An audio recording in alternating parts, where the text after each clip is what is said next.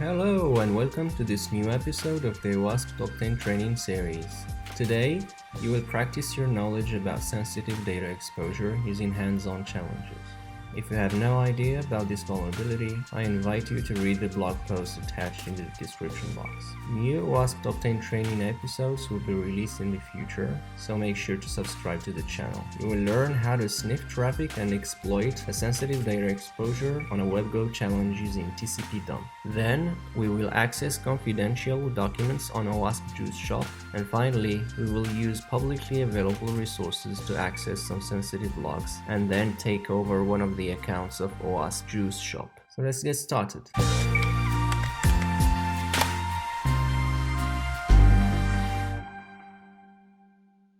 In this challenge, we have a login form which doesn't use HTTPS. Our goal is to capture the credentials of our victim. We will use TCP dump to sniff the HTTP traffic, but you can also use Wireshark. First, we will install TCP dump on our OWASP Top 10 training VM box. Then, we will list our network interfaces to listen to only the one which is connected to our target network. From the output above, we are interested in the Docker 0 interface, since that's the one transmitting the target HTTP traffic. We will use an expression in TCP dump to get the HTTP method and compare it with the post string. Now let's go to the WebGo challenge under the Sensitive Data Exposure menu and choose Challenge 2. We will simulate a login of a user by clicking on the Login button. And as you can see, the credentials have been captured and we were able to log in as Captain Jack Sparrow. Had the page been using HTTPS, we wouldn't have access to the plain text credentials. In this challenge, our goal is to access confidential documents of OWASP Juice Shop. We will use the application as intended and see if we can spot any potential vulnerabilities. So let's start by registering a new account, and then we will add a product to our cart. Then we will check out. So we will create a new address and then create a new credit card.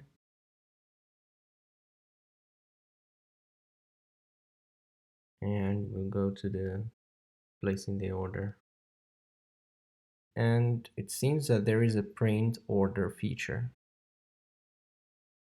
The order confirmation URL looks like it's pointing to an FTP directory which contains the order in a PDF format. What if there is a directory listing enabled on the FTP directory? Let's try that out. We'll go to the FTP directory. Voila! You have other documents uploaded to the FTP directory, which include many confidential documents. Let's see if we can access all the coupons. Well, it seems that we have a forbidden response, which prevents us from downloading the coupons file. But let's bypass that. Since only MD and PDF extensions are allowed, let's try to bypass that. We will launch OWASP Zap. We will configure our browser to proxy the requests through Zap. You can see how to do that in our previous video.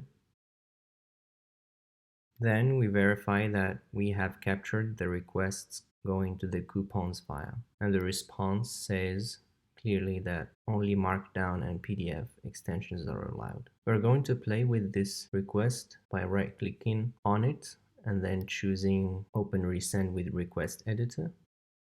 And let's just add a .md at the end and see what happens. You can see that it's returning a 404 response, which means that this resource doesn't exist. Let's try to add a null character, which hopefully will bypass the filter. But we get a bad request, and this hints that the server somehow checks the URL. It basically means that the URL is malformed. If we double encode the null character by adding a %25 at the front, we have a 200 OK response with the contents of the coupon file. In another challenge, we will see how we can use this file to generate new coupons. But for now, this is a clear sensitive data exposure because it allowed us to get access to old coupons. We were able to exploit a broken authentication flaw, then perform a filter bypass and get access to the plaintext coupons file. Which one of these three problems fall into the OWASP sensitive data exposure category? Let me know in the comments below. In this challenge, the goal is to get hold of a publicly available access logs file which contains clear text passwords. We will surf the internet, dumpster diving online content for possible sensitive data leaks. Developers typically post many questions on well-known forums like Stack Overflow. A simple Google search for the developer of OWASP Juice Shop will reveal that the username is Bikiminish. From there, we can see if this username has posted any sensitive data on Stack Overflow. Googling Bikiminish Stack Overflow gives us this account. We can filter only the questions, and you can see below that there is a post talking about verbose or less verbose access logs. Let's see what's inside. The developer has also posted a pastebin file, yet another code sharing platform typically used by developers. Looking through the logs, we can see that there is a password reset feature which is using get parameters to transmit the passwords. An attacker can go from here and test the password on all users of Juice Shop. To do that, one way is to log in as an admin user using SQL injection that we found earlier, then access the administration dashboard using the same JavaScript enumeration exercise we did before. Or we can log in as an admin user using the previously found password. If you recall, it was admin at Juice Shop in the email and admin123 in a password. And the endpoint is simply administration. You can see that we have a list of all the users inside OWASP Juice Shop. So let's see this request in Zapproxy. We'll refresh the page and verify that we have our request captured. We will copy the response and put it into a file. We'll call it users.